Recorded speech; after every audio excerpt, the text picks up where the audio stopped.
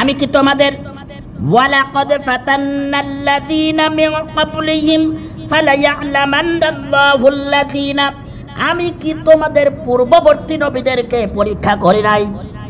ইব্রাহিম আলাইহিস সালামকে পরীক্ষা করলাম আগুনের কুণ্ডলী দ্বারা, ইউনুসকে পরীক্ষা করলাম মাছের পেটের দ্বারা, ইউসুফকে পরীক্ষা করলাম কূপের মধ্যে পতিত করার দ্বারা।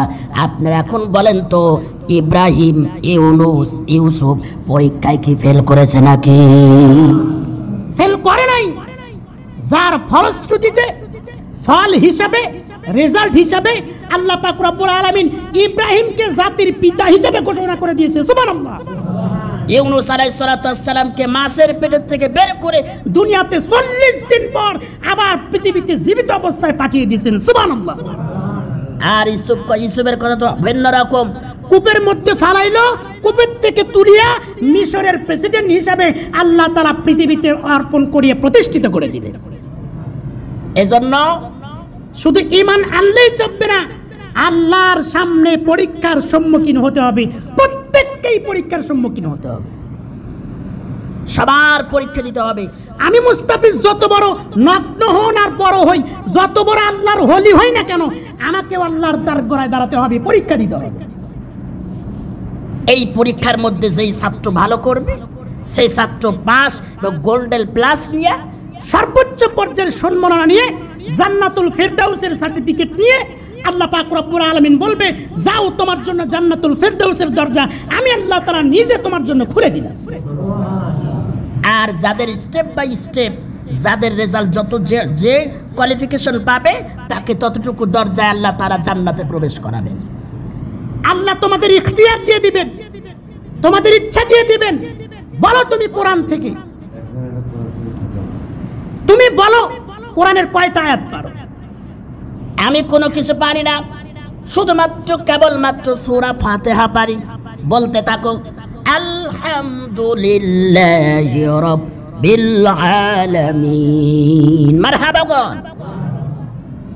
একবার এক আয়াত বলছি, আমি আল্লাহ পাক রব্বুল আলামিন জান্নাতের একটা একটা করে সিঁড়ি তোমাকে আমি আল্লাহ তাআলা পার করে দিলাম। যে যত সূরা বলতে থাকবে, যত আয়াত থাকতে থাকবে, আমি আল্লাহ পাক রব্বুল আলামিন জান্নাতের সিঁড়ি ততগুলো আস্তে আস্তে পার করে দিব। ইখতিয়ার দেব, তুমি যত পারো বলতে থাকো, একটা করে আয়াত বলবা, একটা করে জান্নাতের সিঁড়ি তোমাকে পার করে দেব। একটা সিঁড়ি থেকে আর একটা সিঁড়ি যাবে, বলবে আল্লাহ আর দরকার নাই। এক সিঁড়ি থেকে দ্বিতীয় সিঁড়িতে ওঠার পরে বলবে আল্লাহ এনাফ টি এনাফ, আর দরকার নাই। যেই নাজ নিয়ামত দিছো আল্লাহ, আর দরকার নাই, এখানেই থেমে যাই, আমার আর দরকার নাই। আল্লাহ বলবে হতাশ হয়ে না বান্দা, এত তৃপ্তিটা অনুভব করো না, আর একটা বলিয়া দেখো। বান্দা আবার দ্বিতীয় নাম্বার, তৃতীয় নাম্বারে সে আবার একটা আয়াত তেলাওয়াত করবে। 2 নাম্বার সিঁড়ি থেকে আল্লাহ পাক রব্বুল আলামিন 3 নাম্বার সিঁড়িতে তুলে দিবেন।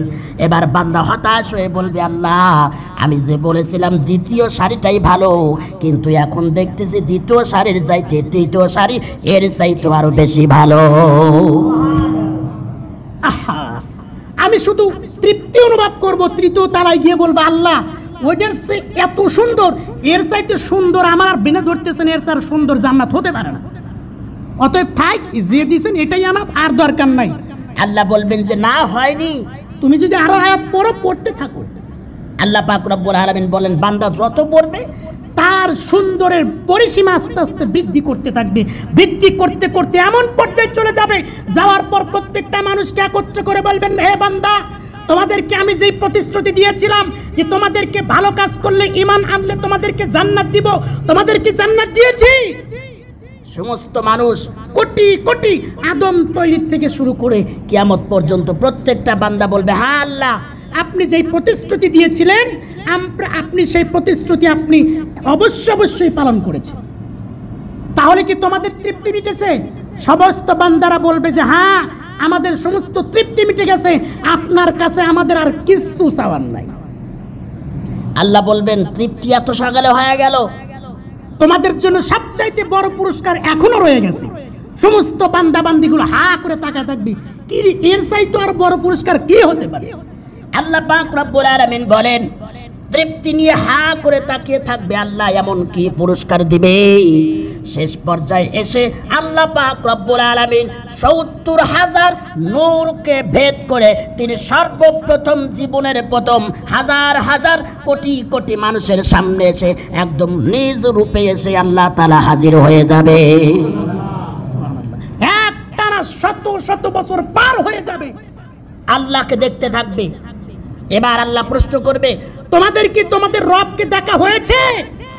সমস্ত বান্দারা বলবে, আল্লাহ কেবল তো মাত্র শুরু করলাম, শেষ করলাম কোথায়? অথচ এই সময়টুকুর মধ্যে শত শত বছর পার হয়ে যাবে। সুবহানাল্লাহ। সেই জান্নাত আমরা আজকের এই রমজানের উপলক্ষে আল্লাহ পাক রব্বুল আলামিন যেন আমাদের এই রমজানের উপলক্ষ করে যেন আমাদের তামাম জিন্দেগির গুনাহগুলো মাফ করে দেয়, এবং যেই পরীক্ষার সম্মুখীন হব সেই পরীক্ষায় যেন উত্তীর্ণ হওয়ার তৌফিক দান করে সবাই বলে আমিন। এজন্য আপনাকে 5টা কাজ করতে হবে। আমি সংক্ষেপে বলছি, 1 নম্বর কাজ, সেটা হচ্ছে যদি আপনি ব্যবসা করেন, যদি আপনি চাকরি করেন, যদি আপনি যে কোনো কর্মে থাকেন না কেন, সেটা আপনাকে সততার সহিত করতে হবে। এই সততা যদি আপনার মধ্যে থাকে, কাল কিয়ামতের দিন আপনার জন্য হিসাব সবচাইতে সহজ হবে। এজন্য এখন আপনি চিন্তা করুন যে আমি তো ব্যবসা করতেছি, 2 টাকার জিনিস 4 টাকা বাড়াই আমি নিছি। আমি টিচারি করি, আমার ঘন্টা হলো 4টা পর্যন্ত, 2টা পর্যন্ত করে তারপর আমি পগার পার, আর খবর নাই। ওই 4 ঘন্টার হিসাব দিতে হবে। এজন্য যার যত টাকা, যার যত আয়, তার হিসাব তত কঠিন হবে।